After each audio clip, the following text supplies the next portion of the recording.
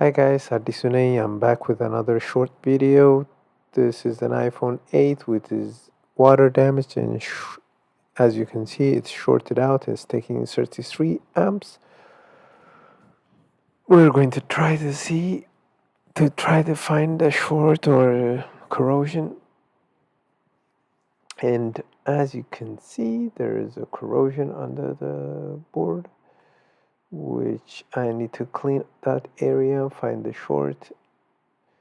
And this device is here for only data recovery, so I'm not that much worried about fully repairing the device. After cleaning it, when I try, it's still not turning on, so I'm trying to find a short, but there is no short, so I'm guessing this is like there is still corrosion under the chips, which is like a display chip, audio chip. So we will try to replace those chips.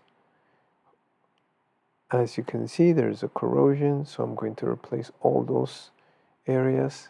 But the cleaning the board is taking much more time. But like I said, I don't care. I just want to get data off of this device.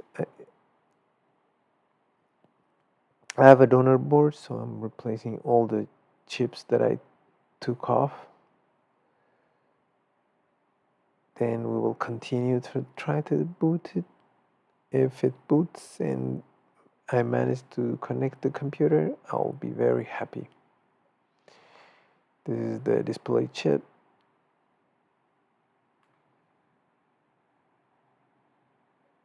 Remember all the orientation for the chips when you're soldering.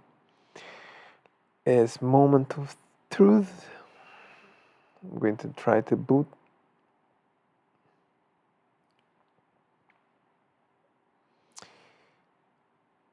One, two, yes, we have Apple logo. Now let's try to see if we get any kind of,